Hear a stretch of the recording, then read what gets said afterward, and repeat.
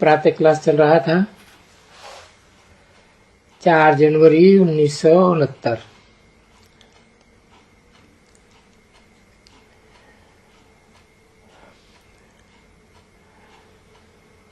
शनिवार को दूसरे पेज के मध्य में बात चल रही थी एरोप्लेन को हाईजैक करने की।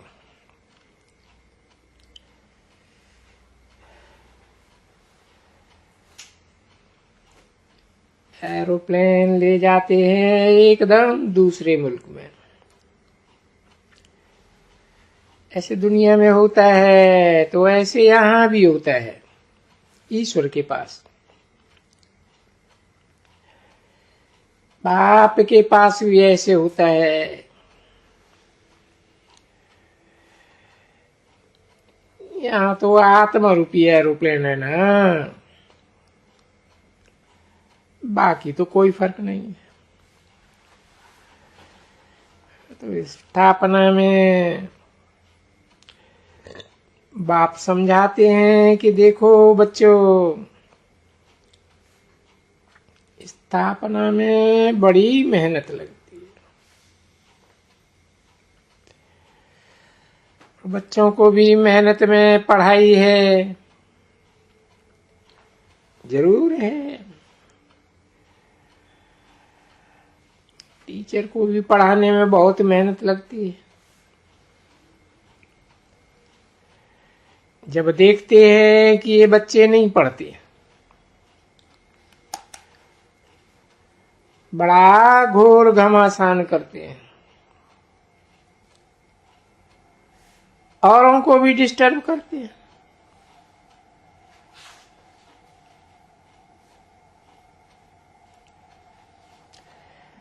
तो उनकी दिल में होता है तो उनको 2-4 हंटर लगा दे।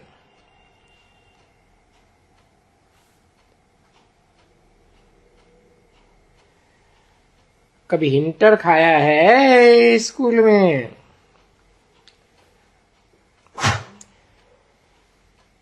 स्कूल के रोल के मुताबिक कोई बिरला होगा स्टूडेंट जो बचता होगा, समझा ना। कोई ना कोई सब्जेक्ट में या कोई ना कोई बात में ये टीचर से रूल है या वो तो जरूर खाया होगा।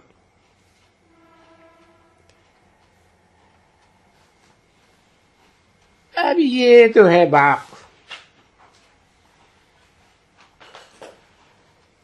बाप तो कुछ भी नहीं कहते हैं एकदम।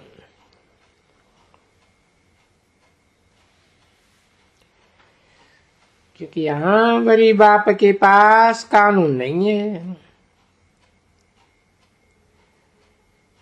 जो कानूनों का कचरा कलयुग में ये सभी होता है,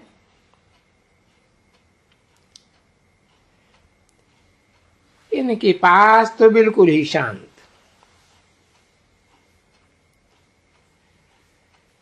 क्योंकि यह है ही सुखदाता,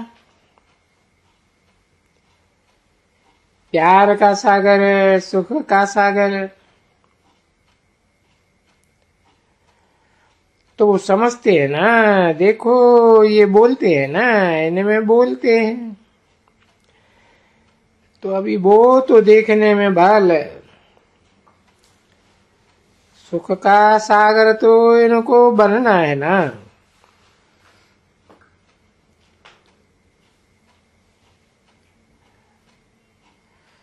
चलने की ऐसी होनी चाहिए ना,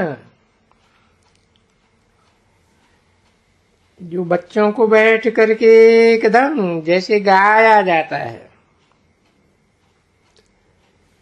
ऐसे ये देवताएं होते हैं।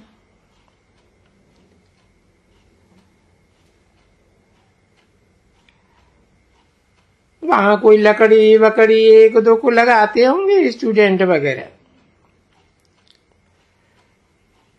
कोई स्टूडेंट को कुछ भी नहीं।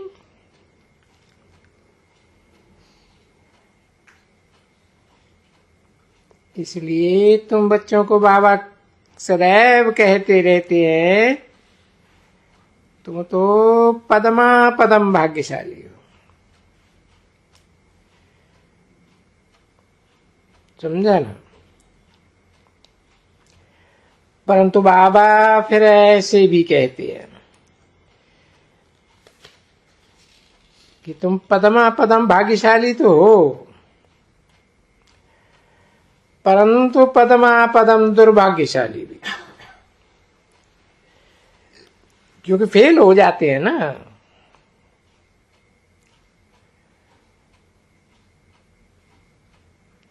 तो भाई वो दुर्भाग्यशाली नहीं हुआ तो तभी कौन हुआ?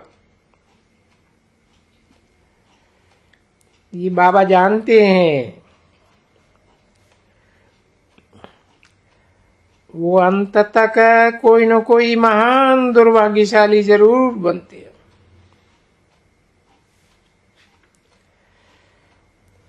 महान भाग्यशाली यानी इस एनालिज्म में भाग्यशाली।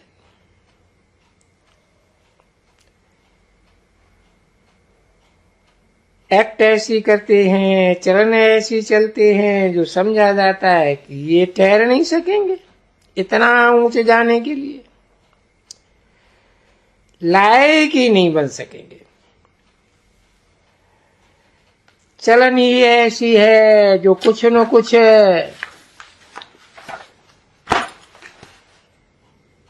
दुख देते ही रहते हैं। सुख देना जैसे कि जानते ही नहीं है।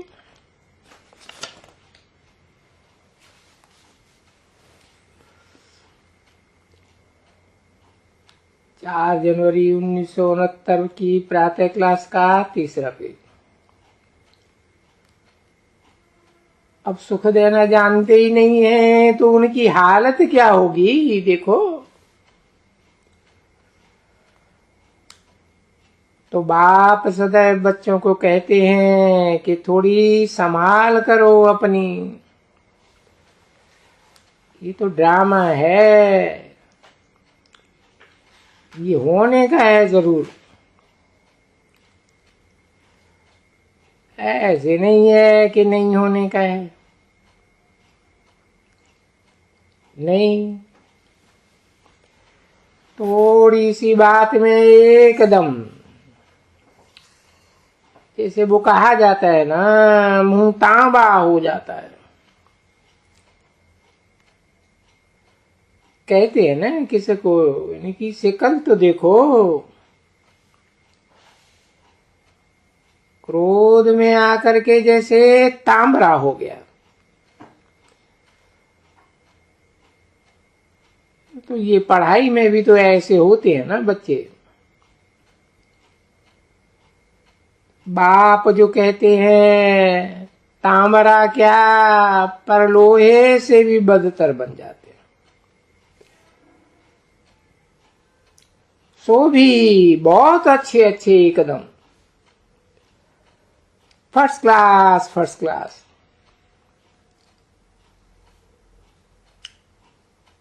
ऐसे भी बहुत है जो गुस्से में आकर के कभी बाप को चिट्ठी भी नहीं लिखते हैं, क्योंकि गुस्सा है अंदर में। अभी उन विचारों का क्या हाल होता होगा।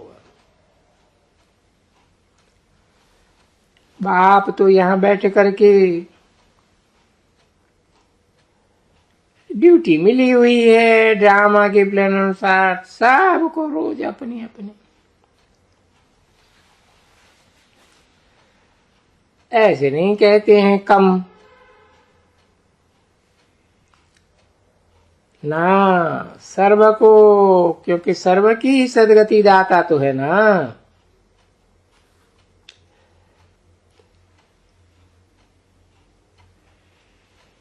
वो कल्प कल्प इनकी बुद्धि में ये है ही है ड्रामा के प्लान अनुसार।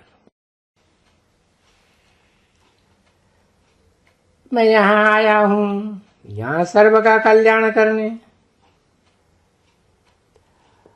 और अरे कोई एक बार थोड़े ही, ये तो बाबा कहते हैं कि यहाँ रोज आज आज आज सर्व की सदगति करते हैं, कल सबकी दुर्गति हो जाती है। आजकल की, क्योंकि इन्यूमरेबल टाइम्स हुआ है ना ऐसा, तो तुम बच्चों को भी यही समझना चाहिए। अरे बरोबर हम कल विश्व के मालिक थे, आज सारे विश्व के गुलाम बन गए और सारा ही झाड़ तुम बच्चों की बुद्धि में है।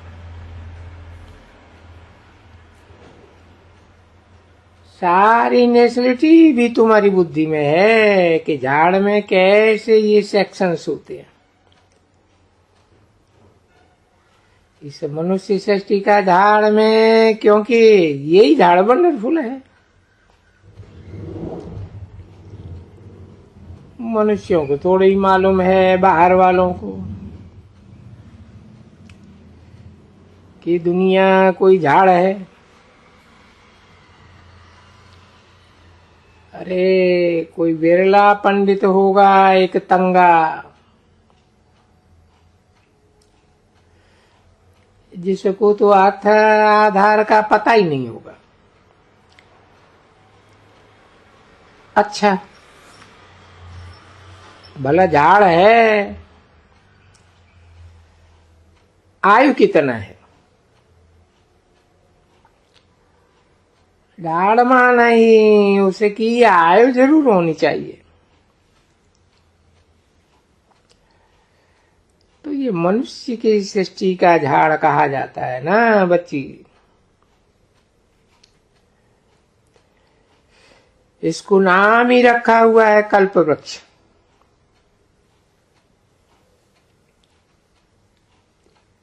वृक्ष है जिसकी आयु ही एक कल्प है।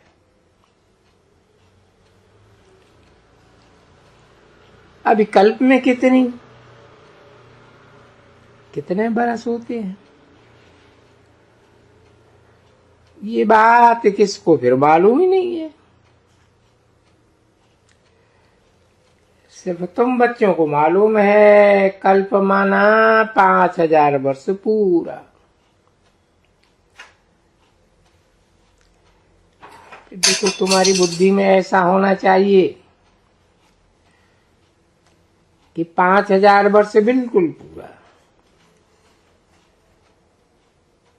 सेकंड का भी फर्क नहीं हो सकता है। इस झाड़ की, जिससे कि तुम बच्चों को नॉलेज मिल रही है, और जो नॉलेज देने वाला ही है वृक्षपति।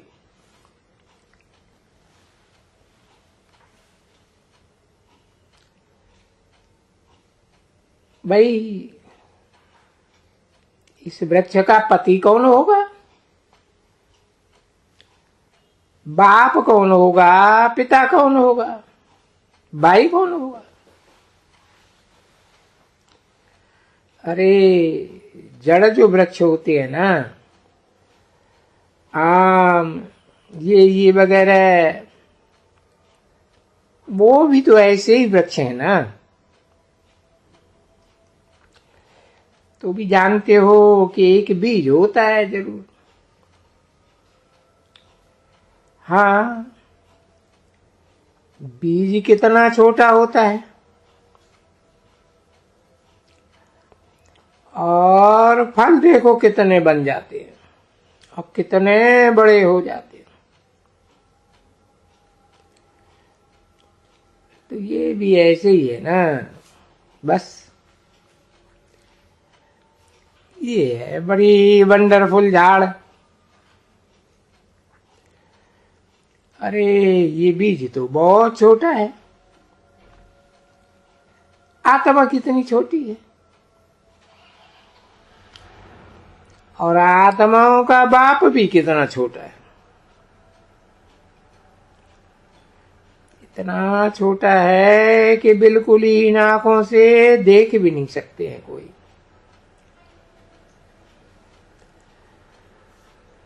भले शास्त्रों में लिखा हुआ है,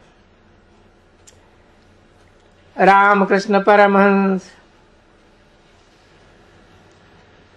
उनका जो वो शिष्य विवेकानंद था,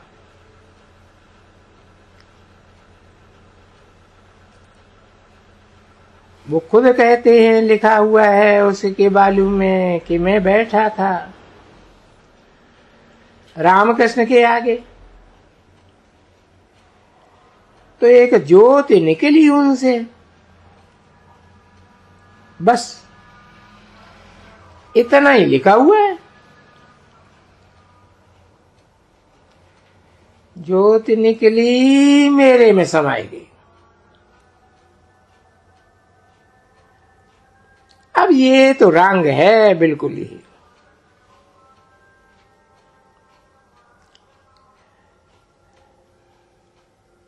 क्या तुम्हारी ज्योति निकल करके मेरी आत्मा में समा जाएगी क्या? ये क्या निकलेगा? क्या परमात्मा निकला? क्योंकि बाबा का पढ़ा हुआ है ये सभी, कि उनसे, मेरे गुरु से ज्योति निकली, मेरे में समा गई। अगर ये आत्मा निकल करके इसमें समा जाए तो वो तो गिर पड़ेगा, एकदम मर जाएगा। और वो तो क्या चीज है? ज्योति। वो बेचारे कुछ जानते थोड़े ही हैं, बस। अरे ऐसे तो साक्षात्कार बहुत होते हैं। मेरे से कोई पूछे तो 50, 40 आत्माओं का दीदार होता होगा, वो ही गुम हो जाता होगा।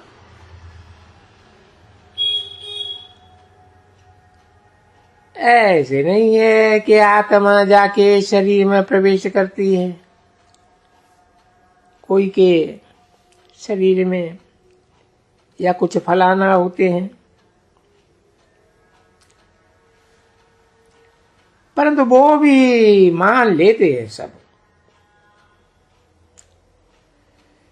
इसलिए इनका इतना वो ऊंच रखते हैं।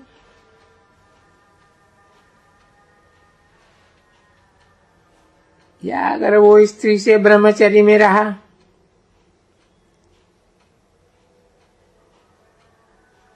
तो क्या वो कोई बड़ी बात तो है नहीं ना। बच्चे बहुत ऐसे उनकी महिमा लिखते हैं कि जो ऐसे मरते हैं उनकी महिमा बहुत लिखते हैं। और वास्तव में जितनी महिमा लिखते हैं, जितना इतना भगवान बैठ करके भगवान वाच, मनुष्य की महिमा तो कोई है ही नहीं। अगर कोई महिमा है देवताओं की है,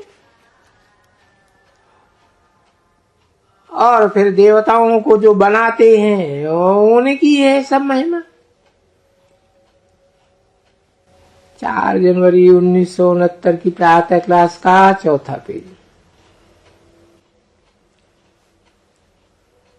बाबा नहीं वो कोई बनाए, जिसमें लिखा है कि अगर जयंती मनाना हो तो बस एक शिव, इनको बनाने वाला भी कौन? शिव ना। तो बस एक ही एक है बस। इसलिए बाप आए कहते हैं एक ही एक को याद करो बच्चे। देखो किसको भी मालूम नहीं है, जबकि ये खुद बैठ करके कहते हैं कि मैं ऊंचे ते ऊंचा, तो नीचे ते नीचा गिरता हूं। और बच्चे भी जानते हैं बरोबर है कि ऊंची ते ऊंची ये है, नीचे ते नीचे भी ये बनते हैं। ये किसको मालूम नहीं है।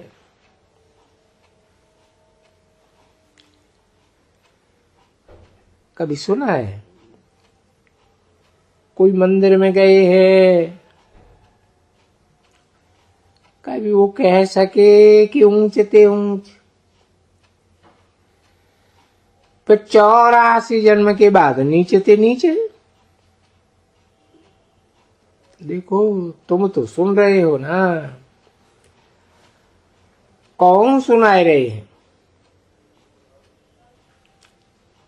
तत्वम फिर कहते हैं। तुम भी बादशाह थे, विश्व के मालिक थे, अभी क्या हो गए? तो भारत में कौन थे सतयुग में? ये तुमको मालूम हुआ अभी ना। सतयुग में कौन थे? तुम के बच्चे पुरुषार्थ अनुसार, यानी तुम सभी थे। ऐसे नहीं कहेंगे फिर कि नहीं थे, पर थे नंबरवार पुरुषार्थ अनुसार।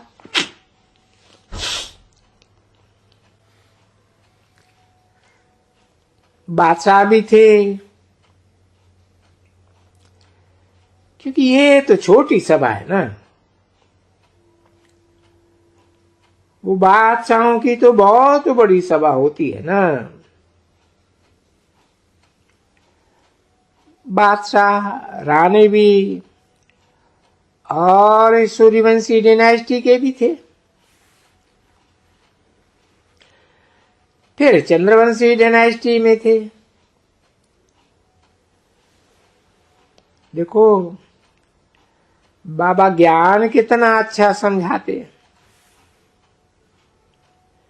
अगर कोई कहे कि नहीं बाबा मैं नहीं समझता हूं, तो आवाज करो,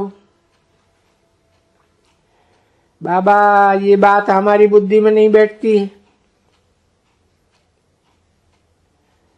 जब बैठती है तो चुप करके बैठते हैं, नहीं तो कोई बोल देते बाबा ये बात बुद्धि में नहीं बैठती है। तो देखो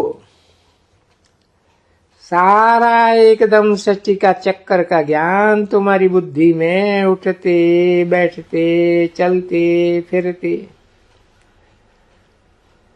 तो हूबहू सच पच्च जैसे एक लाइट हाउस हो चैतन्य, वो तो सब जड़ चीज है और तुम चैतन्य हो। और ये सारी पढ़ाई है। जब तुम चलते हो ना, घूमने फिरने जाते हो, तो तुम्हारी बुद्धि में सारी पढ़ाई रहनी चाहिए, परंतु अवस्था तुम्हारी हुई नहीं है। हुई नहीं है, होने की है।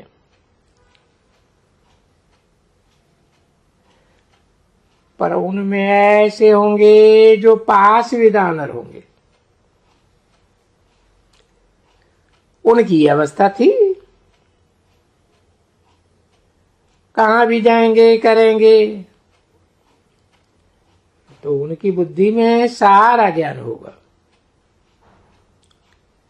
समझे ना। और ज्ञान के अलावा कोई दूसरी बात ही नहीं। तब तो फिर इतना ऊंच पद है, बाप का लाड़ले, बाप के लवली बच्चे भी तो कहलाए जाएंगे ना। आप भी तो देखो कुर्बान जाते हैं ना, बादशाही कुर्बान करते हैं बच्चों के ऊपर। अरे बाप कहते हैं मैं नहीं बादशाही करता हूं, इसको कहा जाता है निष्काम सर्विस, सेवा। तो देखो जो ऐसी निष्काम सर्विस करते हैं, बच्चों को जानते हैं कि बाबा हमको एकदम अपने सिर पर चढ़ाते हैं। तो देखो कितना याद करना चाहिए ऐसे बाबा को, कितना अंदर में,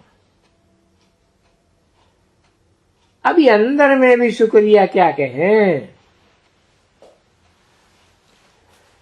क्योंकि वो तो समझ जाना चाहिए बच्चों को कि ये तो ड्रामा बना हुआ है। और बरोबर ये संगम युग पर बाबा आते हैं,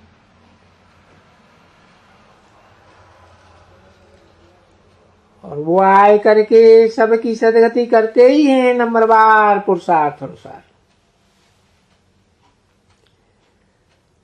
ये अक्षर तो देखो हमेशा, इसमें भी किसको याद प्यार देगा ना। तो बाबा जानते हैं कि नंबर 1 हाईएस्ट या बिल्कुल ही पवित्र, नंबर लास्ट बिल्कुल ही अपवित्र। बाकी याद प्यार तो सबको देते हैं। और बाप कितना अच्छी तरह से समझाते रहते हैं, बच्चे कोई भी अहंकार में ना आए, मिथ्या अहंकार में। परंतु माया इतनी जबरदस्त है जो बस बात मत पूछो, बिल्कुल ही अकल चट कर देती है एकदम, और अच्छे अच्छे महारथियों की अकल चट कर देती है। इसलिए बाबा कहते हैं खबरदार रहना, क्योंकि रिगार्ड तो रथ का भी रखना पड़े। ओम शांति।